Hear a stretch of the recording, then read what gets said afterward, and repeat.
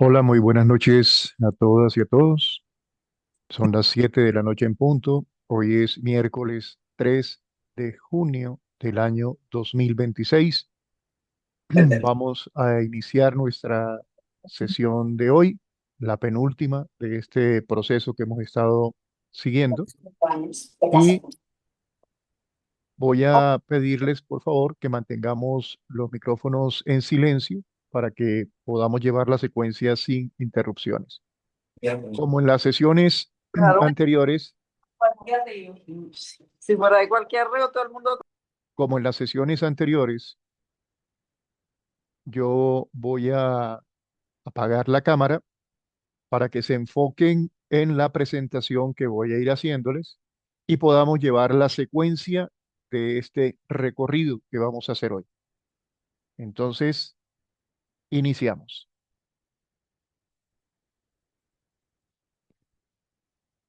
Muy buenas noches.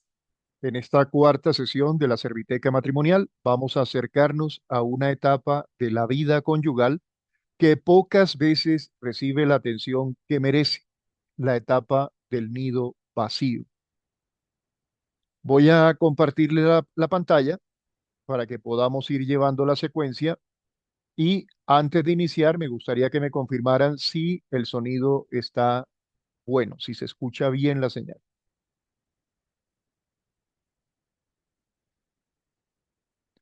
¿Alguien me podría confirmar, por favor? Sí, se Sí, escucha bien. Ok, perfecto, muchísimas gracias. Entonces, como les decía, vamos a escuchar la historia de una pareja que lleva más de 40 años caminando junta, una pareja que atravesó noviazgo, matrimonio, distancia, guerra, heridas físicas, dificultades económicas, crianza de hijos y múltiples transformaciones personales. No vamos a hablar del amor romántico de las películas. Vamos a hablar del amor que permanece cuando la vida deja de ser sencilla. Vamos a hablar de una pareja que descubrió que amar no consiste solamente en enamorarse, sino en aprender a reencontrarse una y otra vez a lo largo del tiempo.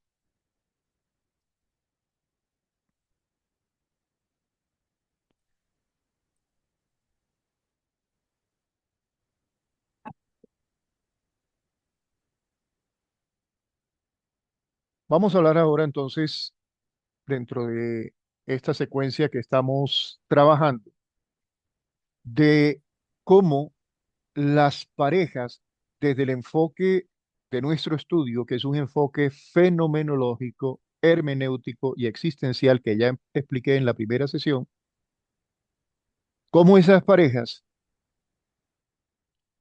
muestran, nos presentan cosas que a veces creemos obvias, pero no son tan evidentes como creemos. Por ejemplo, muchas parejas creen que el problema del matrimonio es dejar de amar. Eso se ha vuelto una verdad incuestionable. Muchas parejas creen que el problema del matrimonio es dejar de amar. Pero lo que he ido observando en esas tres parejas, las parejas joven sin hijos, la pareja adulto con hijos en casa, y ahora lo vamos a ratificar también con la pareja adulta en etapa de nido vacío, es que para esta pareja el verdadero problema es aprender a seguir encontrándose mientras ambos cambian. Voy a verificar aquí porque hay un micrófono. Uy, no hay uno, hay varios micrófonos abiertos. Por favor, mantengamos los micrófonos en silencio para que no tengamos dificultades. Gracias. Entonces, les estaba diciendo que muchas parejas creen que el problema del matrimonio es dejar de amar, pero después de escuchar profundamente esas entrevistas comprendí algo distinto. Para esta pareja, porque recuerden que el enfoque fenomenológico, hermenéutico, existencial no le habla a todas las parejas, no habla de todas las parejas, habla de esta pareja que yo estaba entrevistando. Es decir, aquí yo no estoy sacando verdades universales, estoy planteando la verdad de esta pareja y a través de lo que se llama validación por resonancia, nosotros vamos a mirar qué tan cerca nos identificamos o qué tan lejos nos identificamos con lo que vive esa pareja. Y en esa medida nosotros vamos a ir descubriendo, revelando nuestra propia verdad, la verdad de nuestra casa, la verdad de nuestra familia. Es decir, estas entrevistas son un pretexto para revisarnos nosotros. Por eso digo, para esta pareja, el verdadero problema es aprender a seguir encontrándose mientras ambos cambian. Entonces, la pareja 3 representa una etapa, o mejor, presenta lo que la psicología denomina la etapa de nido vacío. Sus hijos ya crecieron, ya construyeron sus propios caminos o están en ese proceso.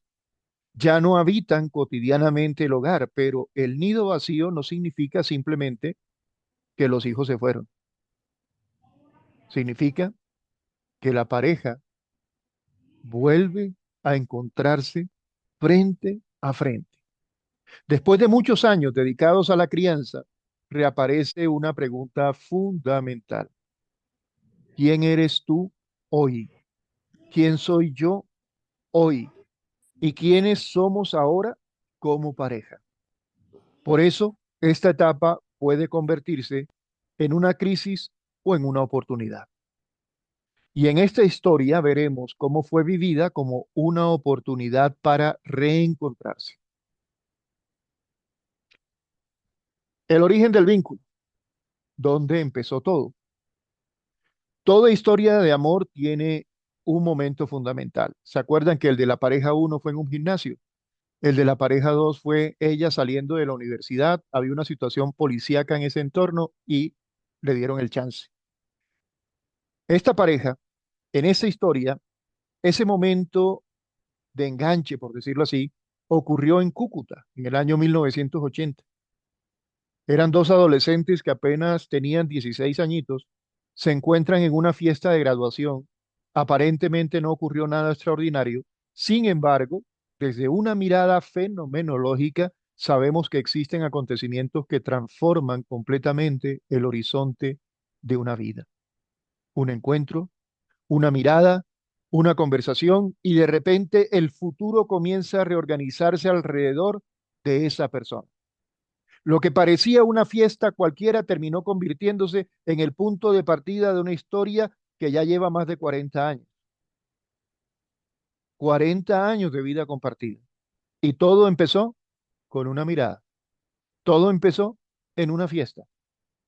Ahora, si nosotros le hubiéramos preguntado que ellos se hubieran imaginado que la historia iba a ser así, la respuesta salta a la vista. Es decir, nadie sabe lo que va a pasar en 40 años. A veces una vida entera comienza exactamente así, con una mirada en una fiesta. El flechazo. Bueno, cuando él recuerda aquel primer encuentro, utiliza una expresión muy sencilla. La vi y quedé impactado. Detrás de esa frase aparentemente simple se esconde una experiencia profundamente humana. El otro deja de ser una persona más entre la multitud. El otro aparece como alguien que nos interpela, como alguien que despierta nuestra atención, como alguien que nos invita a salir de nosotros mismos.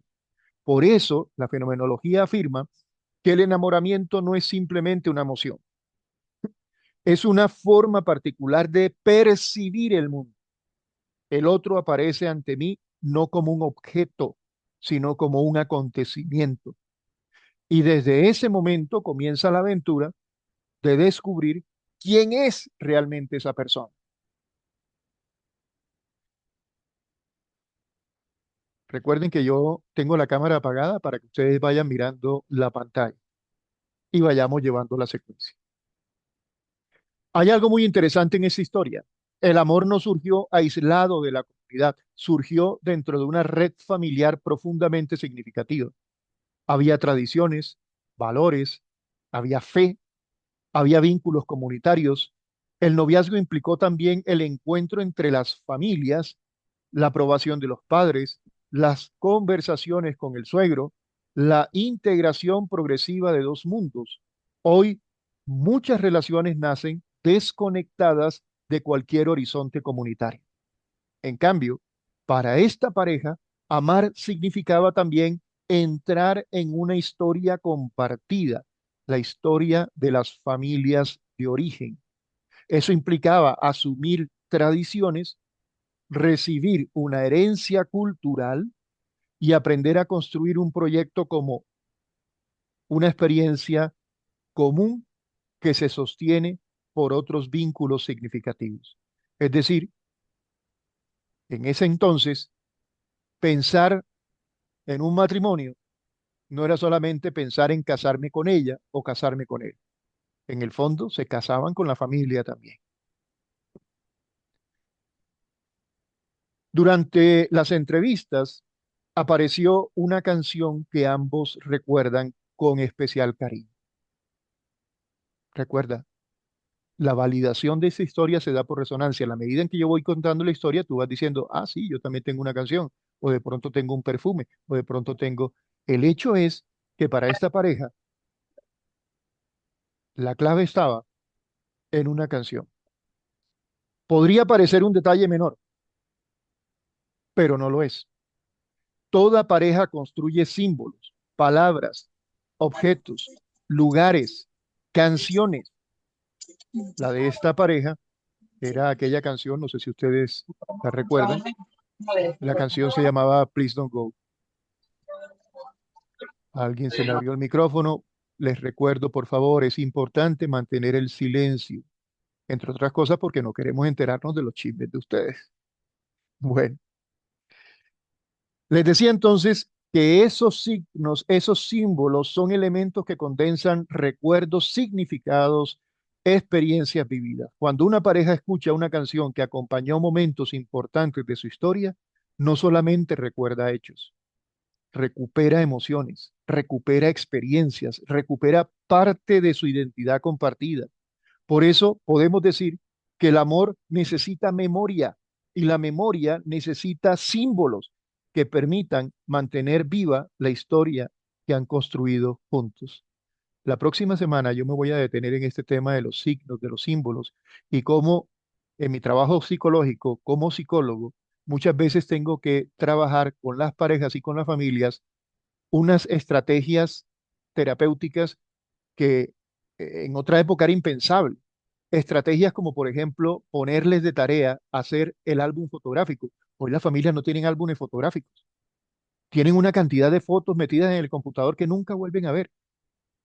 Y hablaremos de lo importante que era en esa época la fotografía, la carta, la canción, etcétera. Bueno, pero eso será en la próxima sesión. No me adelanto más. Entonces, esta parte es importante. Podemos decir que el amor necesita memoria.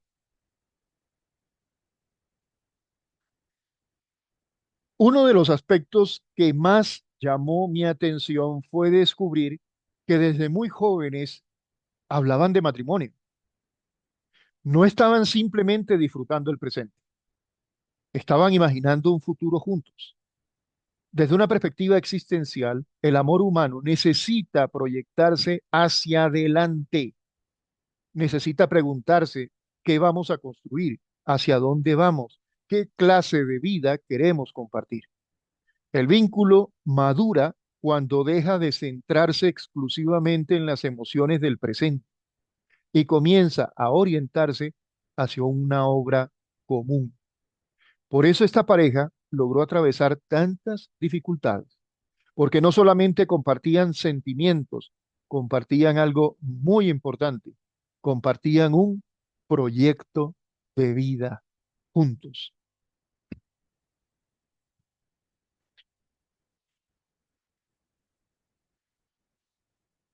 Muy pronto, la vida los enfrentó a la distancia. Bogotá y Cúcuta, la escuela militar, traslados constantes, largas ausencias.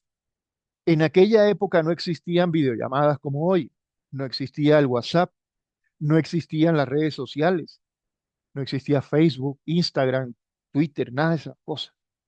Existían cartas, Existían llamadas breves, las famosas llamadas de larga distancia, esperas interminables. Y sin embargo, la distancia no destruyó el vínculo. Al contrario, les enseñó el valor de cada palabra. Les enseñó a comunicarse con intención. Les enseñó a esperar la llamada.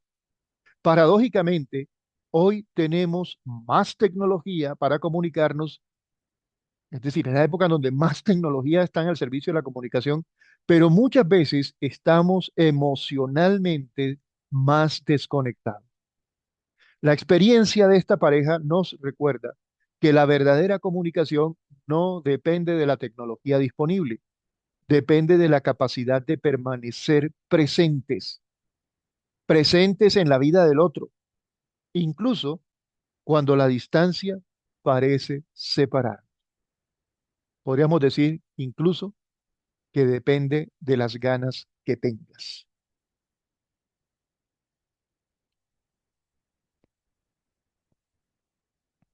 Hay un detalle que me conmovió profundamente durante las entrevistas.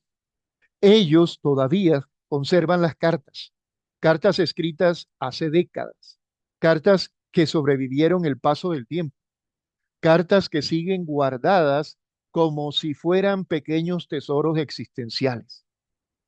Y esto nos permite comprender algo importante.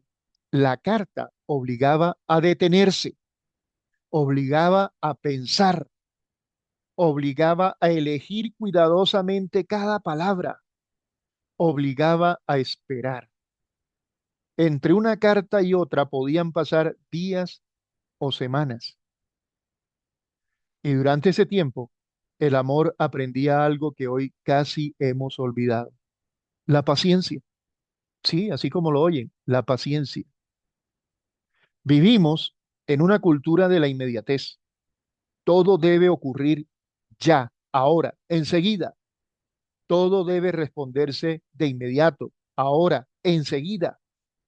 Pero quizá hemos ganado velocidad y perdido profundidad, porque la espera también comunica, la espera también construye significado, la espera también educa el corazón.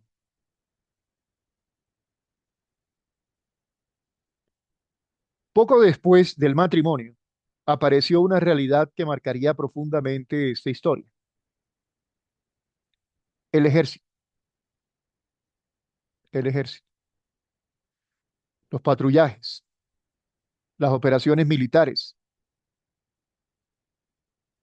la guerrilla, la posibilidad permanente del peligro. Mientras muchas parejas comienzan su vida matrimonial pensando en proyectos, viajes o estabilidad, ellos comenzaron aprendiendo a convivir con la incertidumbre. Él entró al ejército. Cada despedida podía ser importante, cada salida podía convertirse en una ausencia prolongada, cada noticia podría traer tranquilidad o preocupación. Desde una mirada existencial, la muerte dejó de ser una idea abstracta, se convirtió en una posibilidad real. Y cuando la muerte deja de ser una teoría para convertirse en una posibilidad concreta, toda la vida adquiere otro valor, toda palabra adquiere otro peso, toda conversación adquiere otra profundidad. Aquí apareció uno de los hallazgos más impactantes de esta investigación. La comunicación cambia completamente cuando la vida del otro puede apagarse en cualquier momento. En la cotidianidad solemos postergar conversaciones. Más tarde hablamos, después lo dialogamos. Guardamos afectos para después. No le digo te amo sino hasta que llegue. No le digo que la amo o lo amo hasta que me pida perdón. No le digo que lo extraño hasta que vuelva. Posponemos reconciliaciones. Creemos que siempre habrá tiempo, pero cuando la fragilidad humana se vuelve evidente, aparece una nueva manera de comunicarse.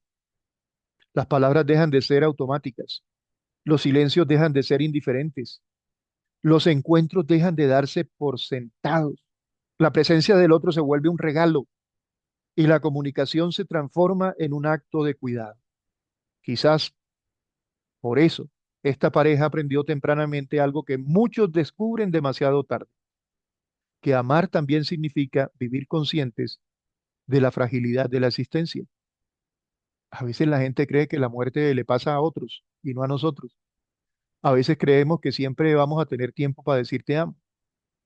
Esta pareja, él en el ejército, en contraguerrilla, con escaramuzas en la selva, aprendió que cada minuto, que cada segundo, que cada minuto, que cada hora, que cada día era valioso.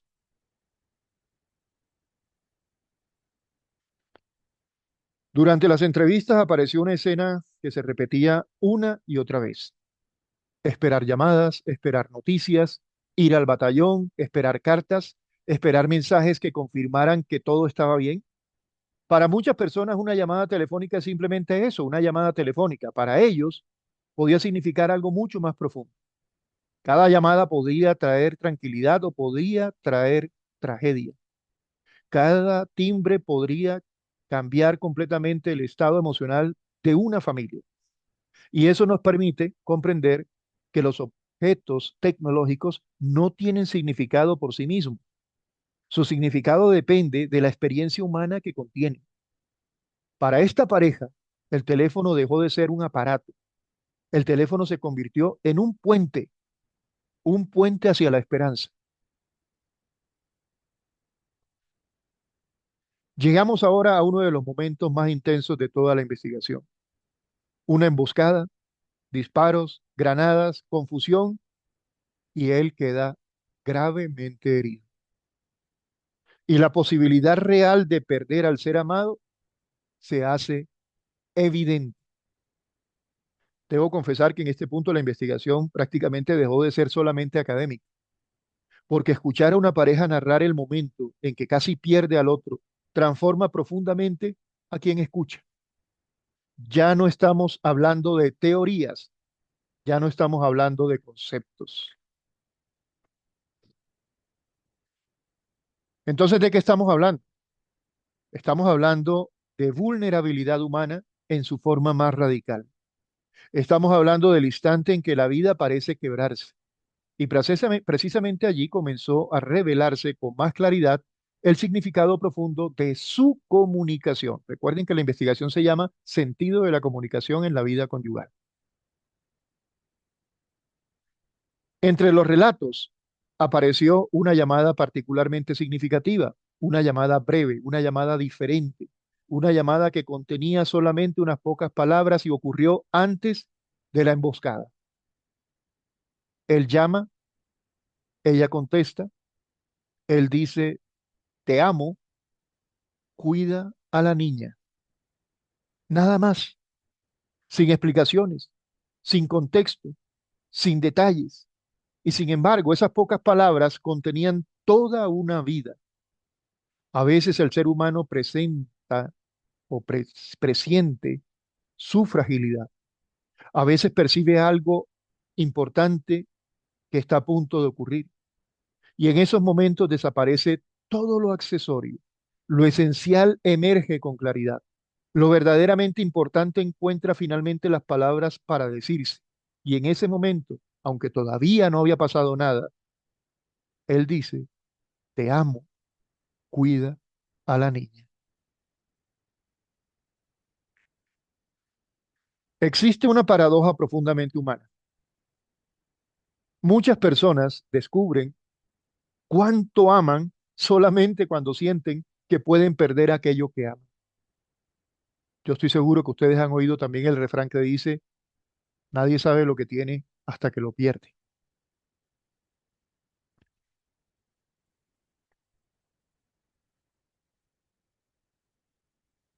Después vino la recuperación.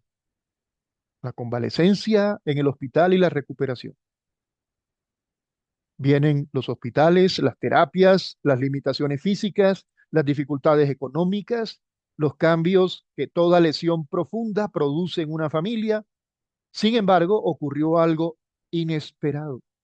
Paradójicamente, la tragedia les permitió convivir por primera vez como familia durante largos periodos. Antes, el trabajo militar los mantenía separados.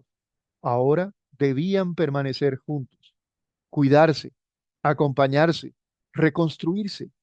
Y en medio de ese proceso descubrieron nuevas formas de cercanía, nuevas formas de comunicación, nuevas formas de estar presentes. A veces la vida construye caminos inesperados para volver a reunir a quienes aman. Con frecuencia imaginamos el amor profundo como algo extraordinario. Sí, a veces creemos que amar profundamente es hacer cosas extraordinarias y por cosas extraordinarias nos imaginamos hacer cosas raras, vainas raras, como si fueran escenas de película, como si fueran momentos épicos, como si fueran declaraciones memorables. Pero esta pareja me enseñó algo distinto. El amor profundo rara vez se parece al amor de las películas. Muchas veces se parece más a limpiar heridas, administrar medicamentos, acompañar terapias, soportar el cansancio, sostener silencios, permanecer. Porque llega un momento en que amar deja de ser solamente sentir y comienza a convertirse en una decisión cotidiana, una práctica diaria, una presencia constante. Y quizás allí es donde el amor alcanza de verdad su forma más madura. Quiero terminar este bloque con uno de los hallazgos psicológicos más importantes de esta historia. Él provenía de una crianza dura y para terminar de rematar, entró al ejército.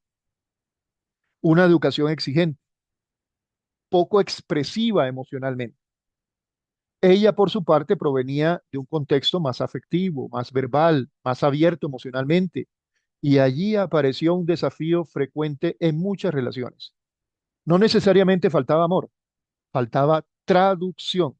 Ojo con esto, traducción, traducir el amor para que el otro lo pueda entender. Faltaba comprensión mutua. Muchas parejas no pelean porque no se amen, pelean porque aprendieron lenguajes emocionales distintos. Uno expresa amor con palabras, otro lo puede expresar con acciones. Uno necesita escuchar, el otro necesita que le demuestren. Uno busca conversación, mientras el otro busca protección. La tarea del matrimonio consiste entonces en aprender el idioma emocional del otro, porque comunicar, amigas, amigos, ustedes que están ahí compartiendo esta experiencia en tiempo real conmigo y los que ahora tal vez lo están viendo a través de la grabación, la tarea del matrimonio consiste entonces en aprender el idioma emocional del otro, porque comunicar no es solamente hablar. Comunicar es lograr que el otro pueda comprender el amor que intentamos expresar. Y precisamente esa fue una de las grandes lecciones que esta pareja aprendió a lo largo de más de 40 años de vida compartida. A medida que avanzaban las entrevistas, apareció una confesión extraordinariamente honesta, una frase sencilla, pero profundamente humana. El ego no me dejaba ceder. El ego no me dejaba ceder. Creo que todos podemos reconocernos un poco en esas palabras, porque el matrimonio no es solamente el encuentro de dos personas, es también el encuentro de dos historias, dos temperamentos, dos maneras de interpretar el mundo, dos egos. Y allí aparece una de las grandes tareas en la vida matrimonial. Aprender a renunciar a la necesidad permanente de tener la razón. Desde una mirada existencial, amar implica una especie de desencantamiento y de descentramiento. Desencantamiento de uno mismo, de dejar de creernos el centro del universo y de aprender a abrirnos a la verdad del otro. Significa aceptar que el mundo ya no gira exclusivamente alrededor de uno mismo. Por eso podríamos decir que el matrimonio es una confrontación permanente con el ego.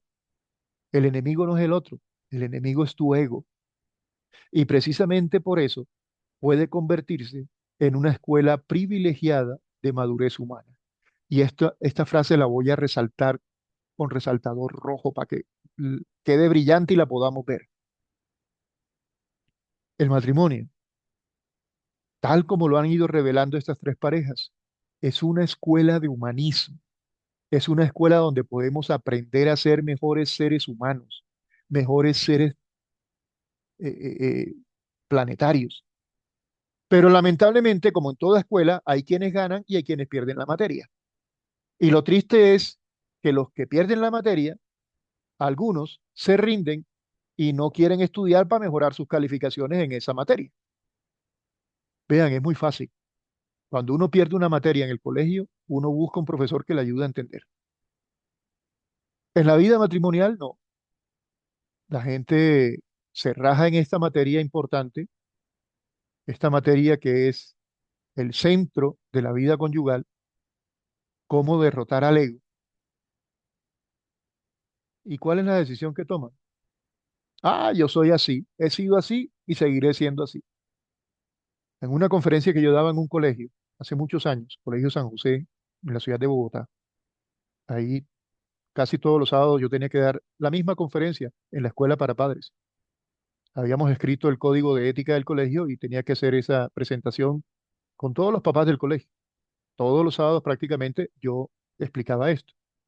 Y a una señora que decía que su marido no la acompañaba a nada, que se creía que se las sabía todas, me preguntó que qué podía hacer ella y yo pues en esa época un poco más joven, bueno, un poco no, mucho más joven y mucho más imprudente de lo que soy hoy. Cuando ella me dijo que el marido le decía que él es así, ha sido así, seguirá siempre así, y ella me preguntó que qué podía hacer, yo le dije, cambie de marido. Usted no está casada con un ser humano, usted está casada con un fósil. Los fósiles son los únicos que han sido así, son así y seguirán siendo así. Evidentemente, la señora se espantó un poco por la forma como se lo expliqué, hey, la comunicación en la vida conyugal es entre seres humanos, no entre un ser humano y una piedra.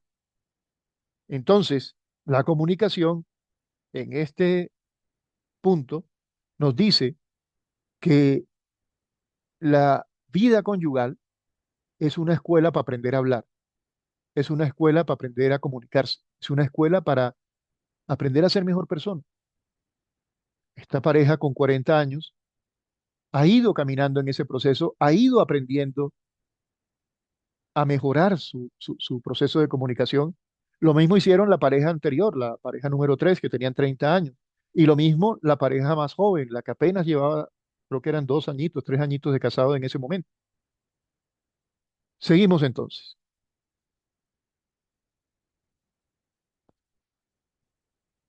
Aquí llegamos entonces al momento en que nacen los hijos. Llegó esta nueva etapa. Primero nació la hija, después nació el hijo, y con ellos cambió completamente la dinámica de la comunicación. La pareja ya no habla únicamente de sueños compartidos, ya no conversa solamente sobre proyectos personales, aparece ahora nuevas preocupaciones. La salud, la educación, la seguridad, la economía, las responsabilidades cotidianas, todo cambia, porque con los hijos el amor adquiere una nueva dirección. La comunicación deja de estar orientada exclusivamente al vínculo conyugal y comienza a incluirse en la tarea compartida de cuidar una vida que depende de ambos. Por eso, muchas parejas descubren que los hijos no solamente transforman la familia, transforman también la manera de comunicarse. Otro tema apareció repetidamente en las entrevistas. Les recuerdo que a esta pareja la entrevisté 4 veces. A la pareja anterior la entrevisté 3 veces y a la pareja joven la entrevisté 2 veces.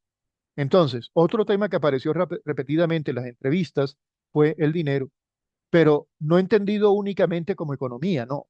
Entendido solamente, no entendido solamente como ingresos o gastos, sino como experiencia existencial. Escuchen bien, hablaron de negocios, de colchones, de muebles, de cocinas integrales, de múltiples esfuerzos por sacar adelante la familia. ¿Por qué? Porque ya él había tomado la decisión de no seguir en el ejército. Después de semejante roce con la muerte, después de darse cuenta que su familia lo necesitaba, ella y él tomaron juntos la decisión de mudarse, de cambiar de vida, de cambiar de fuente de ingresos. Y entonces por eso les digo que empezaron a hablar de negocios, de colchones, de muebles, de cocinas integrales, de múltiples esfuerzos para sacar adelante a la familia. Y entonces comprendí algo importante. Para muchas familias el dinero representa mucho más que cifras. Representa estabilidad, protección, dignidad, futuro, posibilidades. Por eso los conflictos económicos suelen ser tan intensos, porque lo que está en juego es la vida, porque detrás del dinero casi siempre se encuentran necesidades humanas fundamentales. En esta historia, el trabajo y el emprendimiento se transformaron en una forma concreta de construir esperanza para la familia. Prácticamente les tocó reinventarse. Después de la tensión y después de la lesión, apareció entonces un nuevo desafío: cómo reinventarse. Pasar del ejército al mundo empresarial, pasar de comandar soldados a coser colchones, pasar de una identidad consolidada a una identidad que debía reconstruirse. Y aquí aparece algo profundamente humano: la capacidad de reinvención, lo que nosotros llamamos hoy en día resiliencia, capacidad de recuperación, la capacidad de comenzar nuevamente, la capacidad de descubrir que una persona vale mucho más que el cargo que ocupa. Muchas veces creemos que nuestra identidad depende de una profesión, una posición social o una función determinada, pero la existencia humana es mucho más amplia, mucho más flexible, mucho más creativa. Esta pareja nos recuerda que incluso después de las pérdidas más difíciles, siempre existe la posibilidad de construir nuevos caminos. Si tuviera que resumir toda esta historia en una sola frase, probablemente elegiría esta: la resiliencia aquí no fue individual, fue conyugal. Con frecuencia hablamos de la resiliencia como una capacidad personal, pero en esta historia pudimos apreciar algo diferente. Hay heridas que no se superan solos, hay crisis que no se atraviesan solos, hay momentos en que la fortaleza surge precisamente cuando estoy con alguien que amo y que me ama. Ellos sobrevivieron porque aprendieron algo esencial: no enfrentar la vida solos. Compartieron el dolor, compartieron el miedo, compartieron la incertidumbre y también compartieron la esperanza. Por eso, esta historia puede entenderse como una verdadera alianza de resiliencia, una construcción conjunta frente a la adversidad, en la salud y en la enfermedad, en la riqueza y en la pobreza, hasta que la muerte nos separe. Hay otro elemento que atravesó silenciosamente toda esta historia: la espiritualidad. Aparece el rosario, la oración, los sacramentos, los grupos de oración. Pero lo más importante es que la espiritualidad nunca apareció como una teoría religiosa abstracta, apareció como una estructura de sostenimiento existencial, como un recurso para soportar el sufrimiento, como una fuente de esperanza cuando las fuerzas humanas parecían insuficientes. Desde una perspectiva fenomenológica, la espiritualidad se convirtió en una forma de habitar el dolor sin ser destruido por él. Por eso, podríamos decir que la oración no fue un simple acto devocional, fue una forma de resistir emocionalmente, una manera de sostener el sentido cuando la vida parecía oscurecerse. La oración se convirtió en una forma de resistencia. Y entonces llegó una etapa inevitable. Los hijos crecieron y los hijos se fueron. Como dice el refrán, los hijos son prestados. La casa se volvió más silenciosa, las rutinas cambiaron, las responsabilidades disminuyeron y apareció una nueva pregunta. ¿Qué ocurre cuando los hijos ya no están? Muchas parejas descubren en ese momento que durante años funcionaron principalmente como padres, pero habían dejado de encontrarse como esposos. El nido vacío no es solamente un cambio familiar, es también una experiencia existencial. Obliga a revisar la identidad, obliga a redefinir proyectos, obliga a redescubrir la relación y precisamente allí comienza una nueva etapa en el matrimonio. Quizás la pregunta más profunda de esta etapa podríamos formularla de esta manera. ¿Quién eres tú cuando ya no hay hijos? ¿Quién eres tú cuando ya no hay colegios? Cuando no hay tareas, cuando no hay carreras contra el reloj. Corre, corre, levántate, vas a llegar tarde. Cuando ya no existe el caos cotidiano que durante años organizó la vida familiar.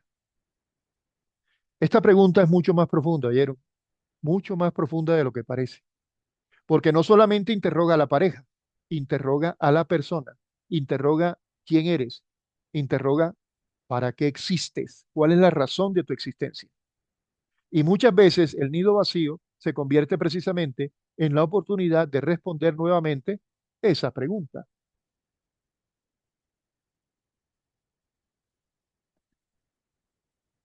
Después de escuchar esa historia, durante horas de entrevistas, durante silencios, recuerdos, alegrías, sufrimientos compartidos, llegué a una conclusión fundamental.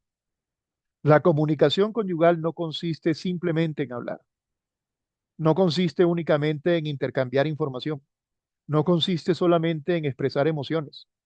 La comunicación conyugal consiste en algo mucho más profundo. Consiste en sostener existencialmente al otro mientras ambos atraviesan el tiempo, el mar del tiempo.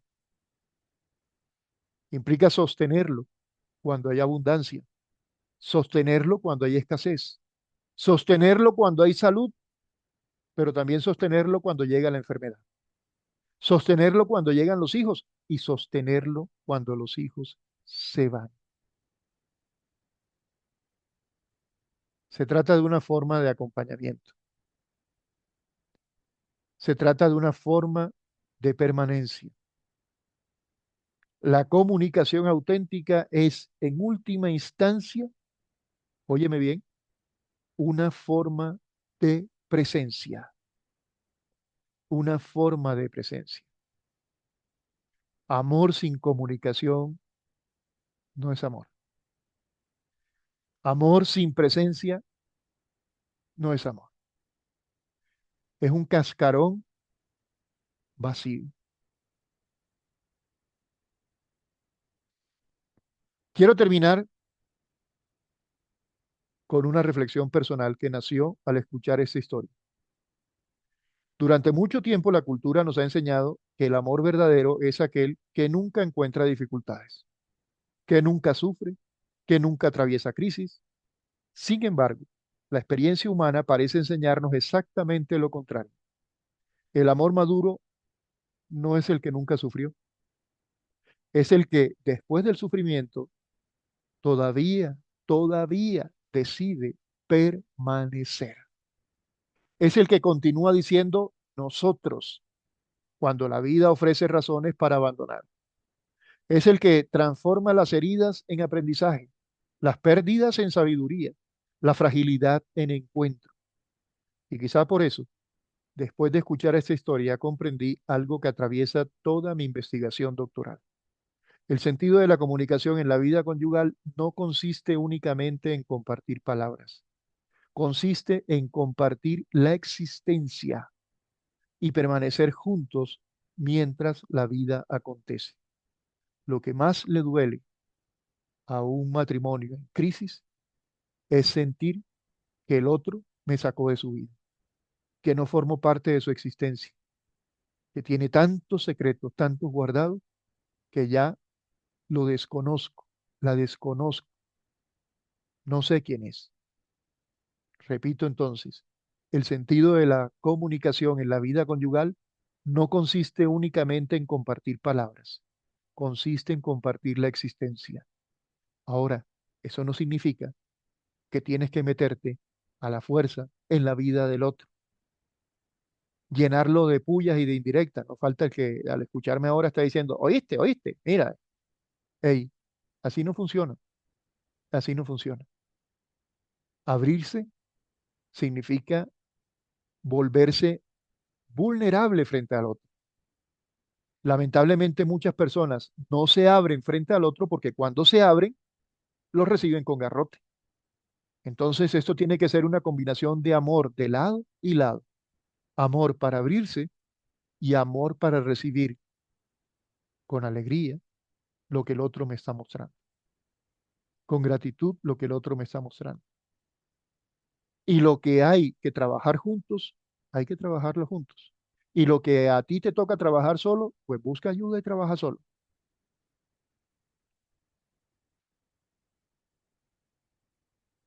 Bueno, 8 de la noche, 50 minutos. Ya estamos para finalizar. Llegamos así al final de esa historia y quizá también al comienzo de una comprensión más profunda sobre lo que significa amar. Durante estas entrevistas escuchamos relatos de encuentros y desencuentros. Escuchamos historias de distancia y cercanía, de miedo y esperanza, de dolor y reconstrucción, de pérdidas y nuevos comienzos. Y después de recorrer todo este camino, surge una intuición sencilla pero profundamente humana. Tal vez el verdadero amor no consiste en encontrar a alguien perfecto. Tal vez consiste en algo mucho más difícil, pero también mucho más valioso. Consiste en mirar al otro con honestidad, ver sus heridas, sus miedos, sus límites, sus contradicciones, sus errores y aún así decidir permanecer. Porque el otro merece esa oportunidad porque lo amamos. No porque el otro sea perfecto, sino porque la relación ha llegado a ser más importante que las imperfecciones. Quizá el amor maduro sea precisamente eso, la decisión libre y consciente de seguir caminando juntos. Y quizás, después de todo lo escuchado, eso sea realmente el matrimonio. Aquí les dejo ese camino en frases. Voy a leer las frases nada más, no las voy a explicar, simplemente se las voy a leer y ustedes también la pueden ir leyendo mentalmente conmigo.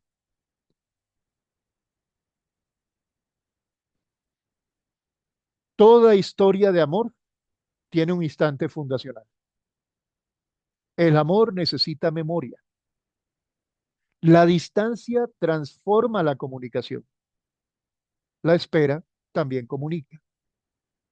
A veces descubrimos cuánto amamos cuando sentimos que podemos perder. El amor profundo se parece más a permanecer que a idealizar. Muchas parejas hablan idiomas emocionales distintos. El ego es uno de los grandes enemigos del vínculo. La oración puede convertirse en una forma de resistencia emocional.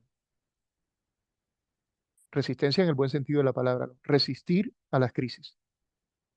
La resiliencia también puede ser conyugal, no solo resiliencia individual. Y por último, el amor maduro decide permanecer. Próximo encuentro, que es el último, será el otro miércoles. Pues si hoy es 3, estaríamos hablando del miércoles 10 de junio de 2026, la otra semana. ¿Qué vamos a ver en ese encuentro? El balance general de la investigación, cuáles son los aportes de la investigación y las conclusiones finales de la investigación. Eso será la próxima semana. Aquí veo en el chat que han colocado algunas cosas, voy a leerlas. Buenas noches, Fabián, estudiante de octavo semestre. Ah, qué bacano. De la Corporación Universitaria Americana. Uy, estos son de los que fueron mis estudiantes de estrella ya también en la americana. Te mando saludos, Fabián, y saludos a todos los de la americana, los extraño bastante. Espero que estén juiciosos aprovechando las clases. Eso. Jessica Copete, también. Bueno, ya Jessica es colega, ella no es estudiante. A ver quién más tenemos por acá.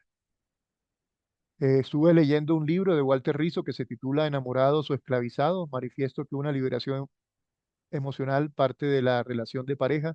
Es que muchas veces las parejas pasan conflicto entre sí. Hasta en la introducción decía, eh, hasta si ha de ser necesario mandar a la porra todo lo incluido, incluido tu pareja. Habla sobre una forma de amor más sano, genuino y realista. Bueno, Fabián, los libros de Walter Rizzo, tú sabes que son unos bestsellers, se venden mucho, son libros que han ayudado a muchas personas, pero como todo libro de autoayuda y como todo libro psicológico, como cualquier otro libro, uno tiene que recordar que cada pareja es única, irrepetible e irreemplazable. Hay que tener en cuenta eso. Es decir, cada caso es diferente. Cuando yo le dije a esa señora que usted no estaba casada con un ser humano, sino con un fósil, y que lo que tenía que hacer era cambiar de marido, evidentemente se lo dije porque en ese contexto yo conocía a la persona, conocía la historia que estaba viviendo y conocía a tal punto que me permitió decirle eso. Ahora, ¿significa que todos los que me están escuchando, si tienen problema con su pareja, se van a separar? Por Dios, yo no dije eso. Entonces, gracias Fabián por tu aporte. Eh, los libros de Walter Rizzo, como te digo, son libros que yo a veces he recomendado, pero siempre digo, hay que leer con prudencia, recordando que cada caso es único, irrepetible e irreemplazable. Igual que cuando mando el libro, por ejemplo, de los 5 lenguajes del amor. Igual que cuando mando el libro El arte de no amargarse la vida o cualquier otro libro, lo mando con esa recomendación. Léanlo críticamente. Bueno, oigan, ustedes saben que a mí me gusta terminar puntual. ¿Alguien más tiene preguntas o quiere compartir algún comentario antes de que nos despidamos? Pueden hacerlo a través del chat o pueden abrir el micrófono y aquí conversamos. Si no, vamos a ir concluyendo. Bueno, presupongo que no hay, o presumo que no hay preguntas. Muchas gracias. Recuerden, nos vemos la próxima semana. Las grabaciones, yo espero estar colocándolas por ahí a finales de junio o el comienzo de julio para que ustedes puedan mirarlo también. Voy a mandarle por el chat. Yo sé que todos están en alguno de los chats que yo tengo. Yo tengo como 20 y pico de chat. En todos los chats voy a mandar mis reflexiones pareja por pareja, es decir, como un resumen, pareja uno, pareja 2, pareja 3, y con ese material ustedes lo leen y la próxima semana cuando llegue ya tenemos un terreno ganado para poder hacer una buena conclusión. Se los voy a mandar por el WhatsApp, ¿de acuerdo? Para que todos tengan el resumen de la pareja uno, resumen de la pareja 2, resumen de la pareja 3, y así la próxima semana podemos conversar, ya hacer la conclusión con más elementos. Bueno, una feliz noche, que Dios los bendiga y espero que podamos eh, tener ese próximo encuentro habiendo leído ese material. Feliz noche, Buenas hasta noches, luego. bendiciones. A Muchas ustedes, gracias, muchas Mauricio. Un gracias. abrazo a todos. Buenas Gracias, noches. Mauricio. Hasta luego. Gracias, Mauricio. Me hizo Feliz recordar noche. de mi juventud. Hombre, qué bueno. Juventud Divino Tesoro. Sí, bueno, chao. No.